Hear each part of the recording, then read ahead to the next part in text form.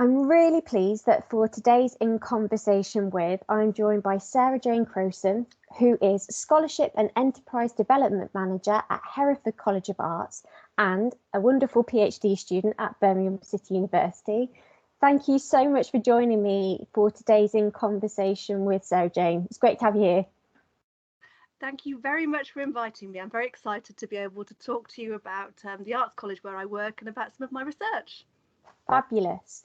So a lot of these In Conversation With discussions are based around sort of STEAM education. And I know from working with you on your PhD research that as part of your PhD research, you've been exploring the history and the archives of Hereford College of Arts. And in that, you've made some really interesting discoveries in relation to arts and science. Could you tell us a little bit more about those discoveries, Sarah Jane? Of course. The most startling discovery for me is that my research subject, which is the Arts College at Hereford, didn't begin life as a dedicated school of design, but it began life as a school of art and science. And the schools of arts and science expanded an existing Department of Practical Art in 1853 and continued with the kind of focus on technical education, but they brought science, they didn't bring science and arts together, but they taught them in the same space and with a curriculum that kind of spanned and crossed the two dimensions. The intention of this was to very much upskill the British crafts people because there was a sense of needing to compete with Europe. And this is very well documented in the history of South Kensington and the establishment of the Victoria and Albert Museum. But not very much has been written on the sort of very many provincial schools of arts and science and how they worked. And I've actually just got a few images to share with you, if that's okay. Yes, please. Just share the first one, that would be great. Let's see if this will work. Can you see an image? I can indeed. Okay, so that's the Hereford School of Science and Art in 1888. And that shows really how the two things were not separated for this small provincial school. And you can also see the rather lovely artefact here. There's the General Register. So there's the Science and Art Department and the Committee of Council on Education. And the register was started in sort of 1835 when the school had just begun. So I'm going to turn off my screen share now because I've got some more information for you, and it's about the priorities of the schools. And what I found really interesting is that it had a very set kind of requirement from the government. The schools had to recruit artisans because that was the purpose, to sort of upskill and actually cause some social mobility in society and give people a way forward in terms of using new technologies in the Victorian era. But alongside this, it also taught a great deal of women. So it became not a drawing school, but a sort of slightly extended drawing school where there was an awful lot of kind of disparity between the people who were studying there. So you'd get an apprentice of 11, and then on the next page of the register we've got governesses of 32, 33, and clerks' daughters who were sent because it's obviously the time it was being set up, women didn't have an occupation, so they put down their father's occupation in the register. So I think it's a really, really interesting sort of space to explore. The other thing that came out about this early kind of in looking at schools of arts and science is that the distinctions didn't seem to be as clearly bounded sometimes in the museum. So I've got a little bit of information as well. This is a quote from Robinson, who says, "It's important to remember that what was actually created at the South Kensington Museum when it opened was a building that contained multiple museums. The Museum of Ornamental Art and the Sheepshanks Gallery, but also the Patent Museum, the Museum of Animal Products, the Food Collection, the Museum of Construction and the Educational Museum, as well as the short-lived Economic Museum and a few other odds and ends." So fish hatcheries were active in the building, and you could literally, in 1866, go and see salmon and trout hatch in the same building as you'd look at Turner's pictures. And so although that isn't directly related to the Provincial Art School, I think it shows a kind of link between science and arts, which is object-based and is wholly interesting. And of course, that kind of object-based discovery sort of filtered its way out into the provinces because objects were sent from South Kensington into the provincial drawing schools.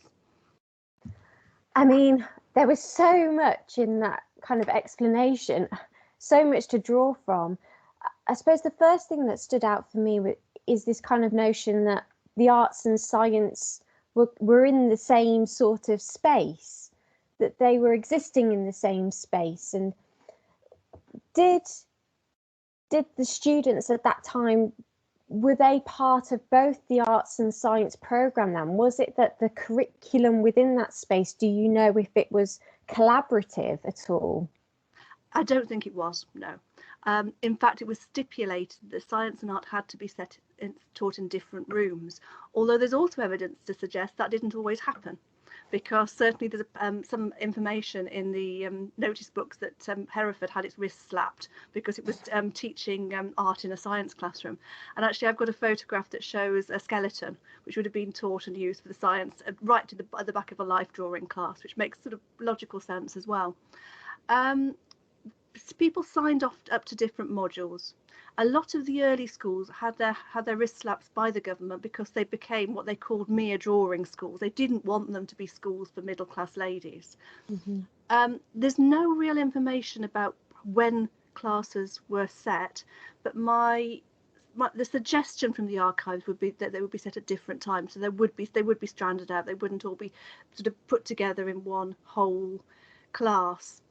But I still think there's an interesting point there, because previous to this, technical education for people who wanted to explore new skills, practical skills, would have been through mechanics institutes, and they were very, very much aimed not at anybody from or women or from the upper middle classes. They were very much aimed at artisans going to evening schools. So there's a step forward from that. The other thing that I was drawing out of your answer previously was this idea of multiple museums within the museum, and the experience offered to these students, that although they might have had to have signed up to different modules and they might have been in different spaces, the arts and science, that they were existing within a space that allowed them to flow from one to the other. They were working with people who were exploring science and the arts.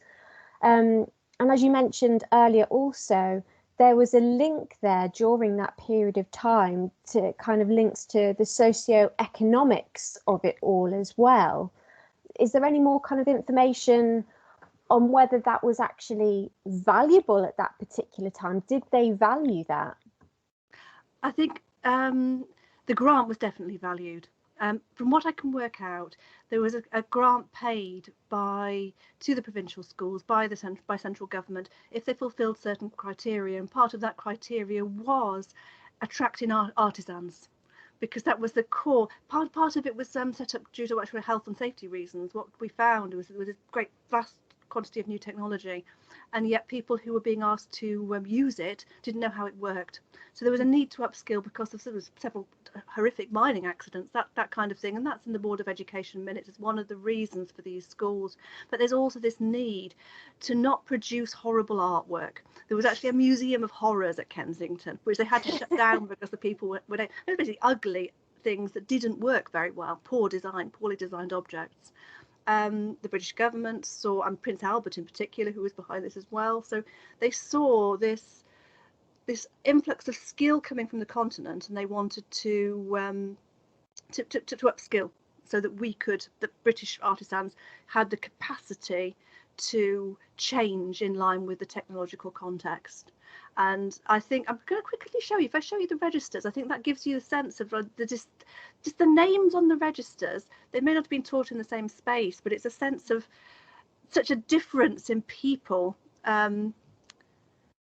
It's quite exciting, entries in the register. So we've got a clerk, an engineer, a draper. We've got their ages, people 14, 12. Arthur Pugh, who is 22, who's a joiner. I'm going to go to a different page where we've got 3 daughters, I would have thought, of bank cashiers, 15, 14 and 11. That's their father's occupation.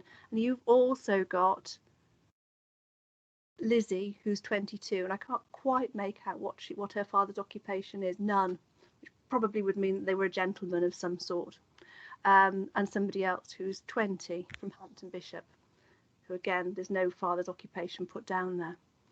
So 2 pages of the register. You've got this one, you've got a 14-year-old apprentice next door to 3 daughters of a bank cashier and somebody who's 22 whose father doesn't have an occupation. We don't really know why.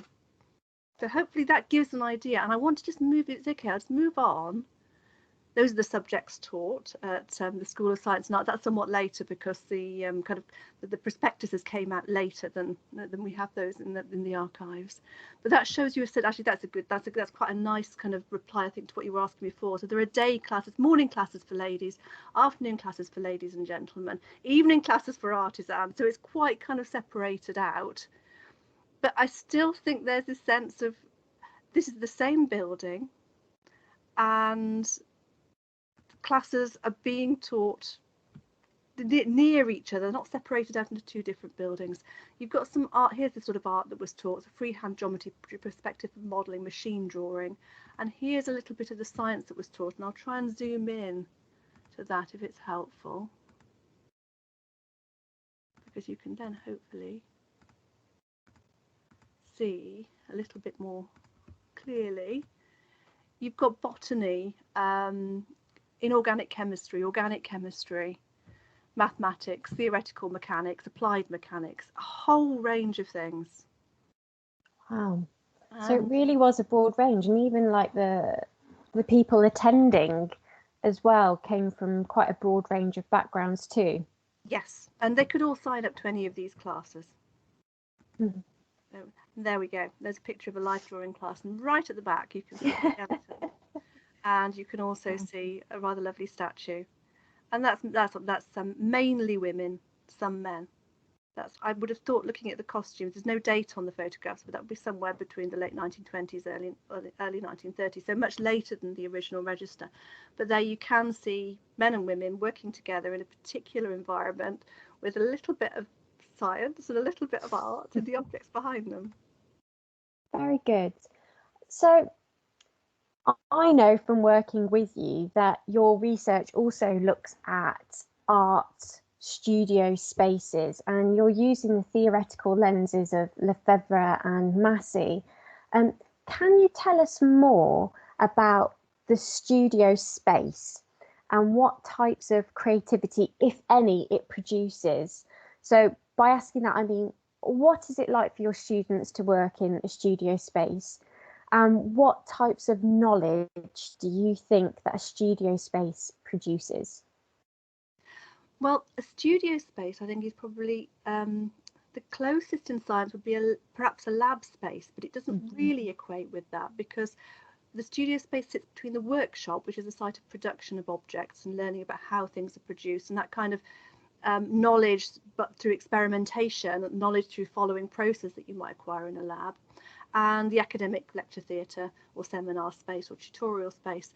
The studio space at Hereford is a space that varies according to discipline, but it's in effect a space that's owned, or you could say it's rented because it's kind of part of the degree cost, by students as part of their arts degree. So for some disciplines like crafts and illustration, it might be an individual space, it might be a cubicle or a part of a room, a space that's very much owned by that student, so they can experiment and draw and ideate and produce small maquettes, small objects, and think about how they're going to try and realise those in the workshops.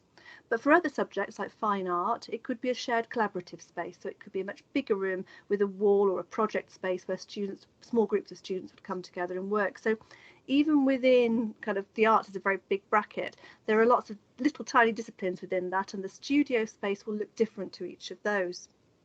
But I think where what it is a space that's owned by the students within the institution. And it's really valued by the students. They have basically a room of their own, but a room of their own that isn't owned by a landlord where they can't pin things up onto the walls. A room of their own where they can do really whatever they like. It's designed for them to do whatever they like. If they want to stick up sweet wrappers all over the walls, if they want to use a spray can, they can. It's a space to experiment and be very free, and also to kind of splatter themselves, to create objects that represent their own kind of emerging identities as they go through education. So The other thing about the studio space, which is something that my research is showing, is that communication and collaboration is a really essential part of it. So students have these spaces where they kind of self-actualize themselves through objects, if you like, but they have free passage between spaces so they can walk between disciplines, they can see what's going on, an illustration student who's working on a particular, say, a children's book can think, oh, I haven't got an idea, I'm going to go to fine art and see what's going on in that big, messy, collaborative space. And that moving between spaces to share ideas, part of the research, somebody called this accidental learning, and it was a really, really valued part of the student experience. So I think you could kind of argue it'd be difficult to say what kind of knowledge it produces, because I haven't found that answer. And I think it's something that's really interesting, because in some ways you can say it's an embodied knowledge, it's a material knowledge, but actually there's a different sort of material knowledge in the workshops, which is much more about technical skill and process. You could say it's relating to self-actualization, that sense of being, that sense of becoming, because these objects are an exploration and growth of self. But it's also that sense of it goes beyond an ideation space. It goes into a space of what was called accidental knowledge, a space that's possible. And I think looking at Massey and Lefebvre, it's that sense of a space as something possible. Massey writes of space as an intersection of stories so far, and you can really see that in this kind of ability to walk through studio spaces, seeing other people's work. There's lots of sort of intersecting stories. And Lefebvre talks about certain types of space as being spaces of possibility. And I think that is where the studio space comes into play in education, perhaps a kind of fluid knowledge, an imaginative knowledge that goes beyond ideation, but is a kind of creative interplay of objects and ideas. I mean, I love to work in the studio space. I love that shared and collaborative sort of environment that a studio creates. When you were talking, it made me think of a visit that I'd done many years ago when I was training to be a secondary teacher to a place called Room 13 up in Scotland, and they have quite a few internationally, but it's based in a primary school, and the young children, obviously they attend their normal lessons, but within the primary school, there's a studio space and they can sign up during the day any time to go and work within the studio space and produce art, and then come back into their lessons as normal. And it's a negotiated thing between the student and the teacher. But that notion of free passage, is really lost within kind of primary, secondary education, that then say when you go on to higher education or further education and you're working, perhaps you're working towards a degree in fine art or illustration, you're then working within these spaces where there is the potential for free passage, for collaborative working. But that can be lost within primary and secondary education. And I really like the theoretical lens that you're using for your research, this notion of story so far and possibility. And it does make me wonder, well, how much of that is lost throughout a young person's educational journey? How much do they have to relearn when they reach kind of further education or higher education to be able to work and share within that way? And what does that mean for somewhere like Steam House that, is going to try to encourage people to work collaboratively in kind of open spaces and share knowledge in that way? So I think a lot about, there's a real richness of working within a studio space, which can sometimes be seen as the domain of the arts.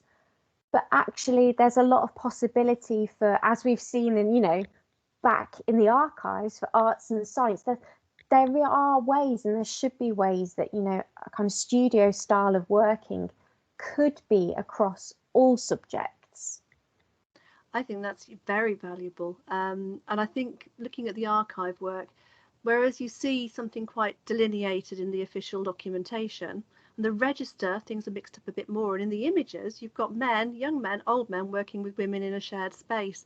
So it's about being open to that process of flexible working, I think. And I think the point you make about actually having some sense of teaching people how to work like that too is important. People lose the sense of free passage, and it does need to be reminded of them. I know my colleagues talk about people having to relearn certain things because they're used to working in a very discipline specific way throughout, say, their A levels or their BTECs even. They still go into sort of little discipline specific passages, and there's a sense in the first year of degree course to kind of try and open that up. And I think certainly the week we went to Hereford, we have the Arts Foundation. That's all about that, about opening up people so that they are aware of that, how important it is to be able to travel themselves from room to room and actually do that quite dynamically as part of their process, an enjoyable part of their process. Absolutely. So if I asked you the question, if you could design an educational space, what would it look like for you? For me, in a sense, it would look like HCA because it is a really beautiful space. But I do aware pragmatically that actually, and I'll talk about that in a minute, but I think there's somewhere where we could exploit the affordance of the digital as well to create kind of less siloed spaces there. But I think it would be a space where people had the ability to find and explore things. So it's a space that has a space of your own. You know, you have a room of one's own in there that you can make your own, you can experiment in without feeling you've got a landlord breathing over your neck or a teacher breathing over your neck. It's a space that you can really enjoy and play with. And a space where you've got free passage into also. So I love coming to BCU. And I would love, and I actually do naturally kind of stick my head around doors but I'm realizing this is quite unusual behavior, but it's to me, I'm not scared of doing that, but I know that I can't, in a sense. It's not something you can walk into a big HCI and kind of stick your head into doors to see what's going on. But that would be my ideal educational space, that I could walk into City South and I could walk into a room just to see what's going on and then walk out again. Because I think that you learn so much by those accidental snatches of conversations and meetings. So I think my metaphor for it would be a labyrinth that shows that you're on a journey, that's full of surprises and places you can explore and discover. It's full of possible encounters and things and ideas that will help you on your journey, and that welcomes you into different spaces, even if you don't stay for very long. And I'm thinking, you know, the thing is about Hereford is it's rural, and urban real estate is very, very expensive. So although the digital has hidden costs, particularly in terms of sustainability, my worry about physical studio spaces is they might end up being open to a very few, you know. But actually, digital spaces at the moment, I think, have an affordance where we could take them out of silos, perhaps. So I think my dream space looks like a labyrinth and looks like a physical space, but maybe it's just replicated in the digital, because then more people can access it more easily. Wow, that's really interesting, because the part of this project is, you know, it's thinking about curriculum and this notion of curriculum being a labyrinth and opening up spaces for other possibilities and letting people kind of free passage into different journeys, being playful. I think that's really fascinating.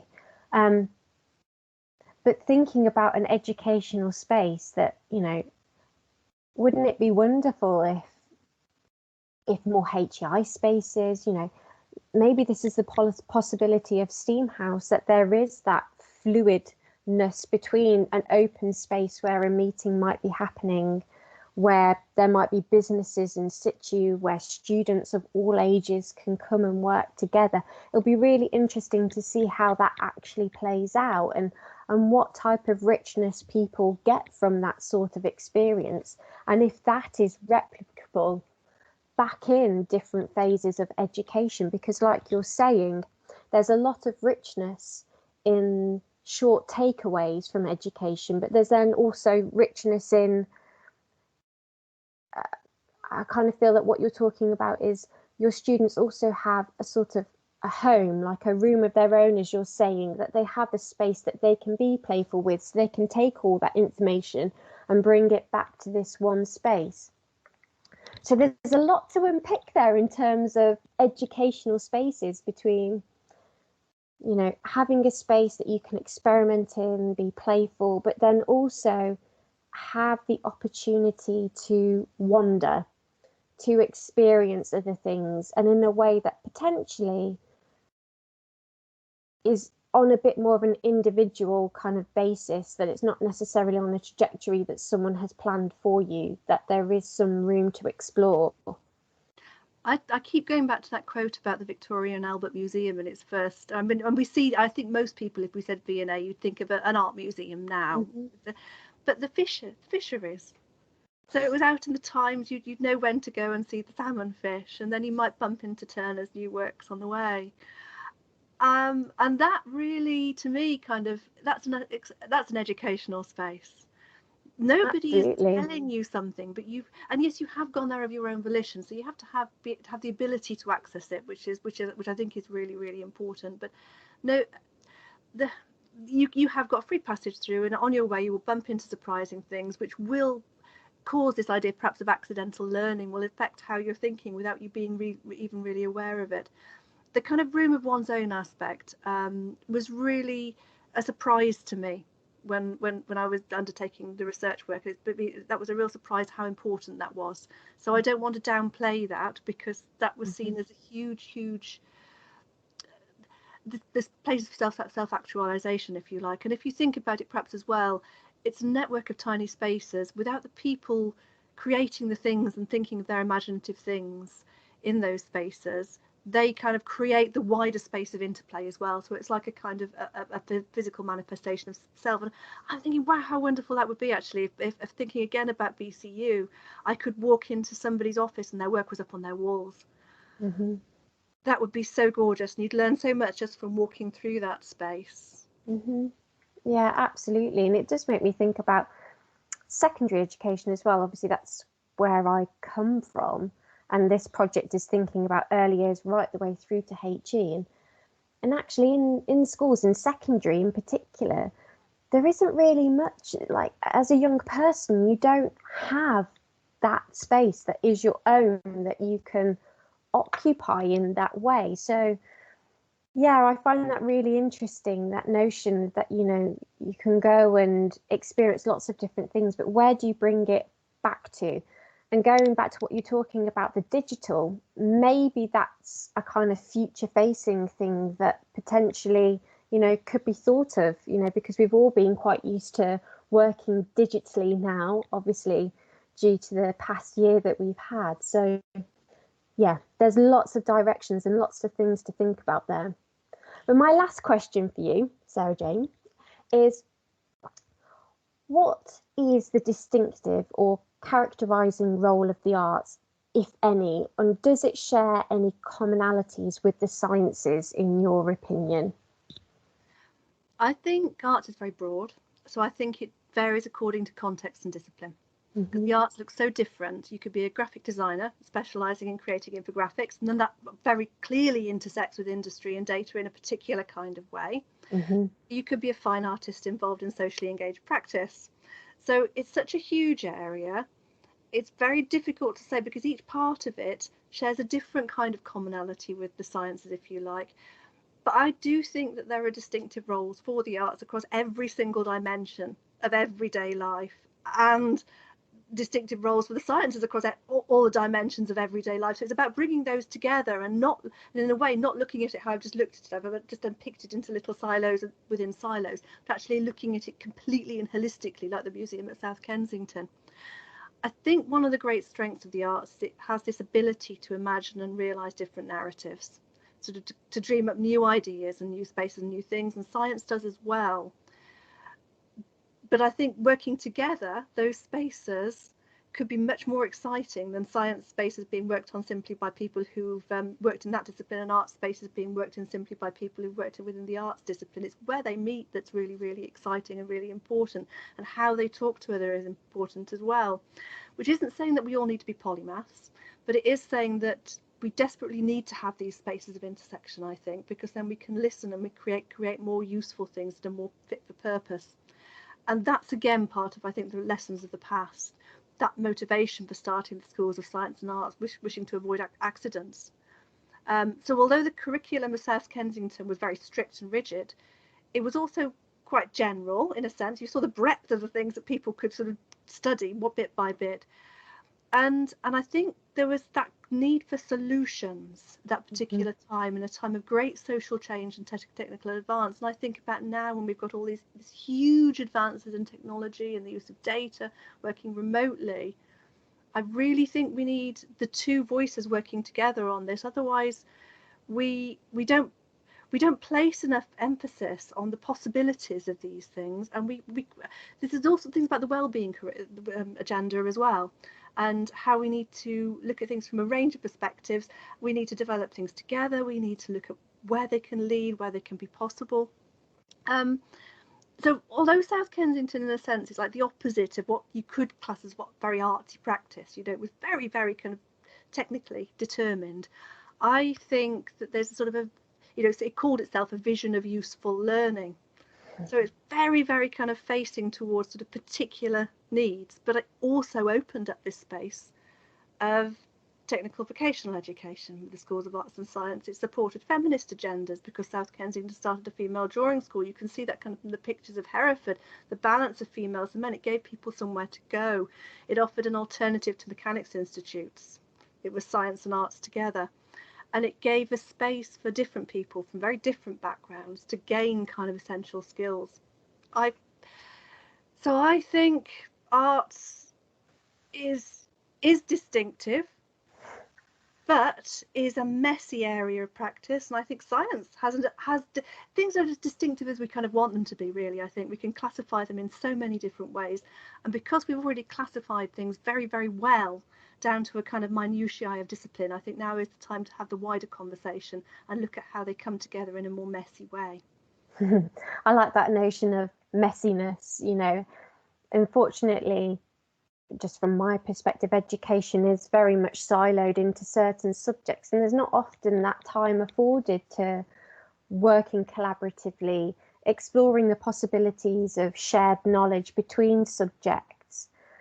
But again, there are a few things that I just picked up on what you were talking about there, about the range of different backgrounds and, the possibilities for also a future-facing education. And actually, when you look back at the archives, and I remember talking to you about it before, it felt like they were quite future-facing. They were thinking about what was needed for their communities, both then and in the future.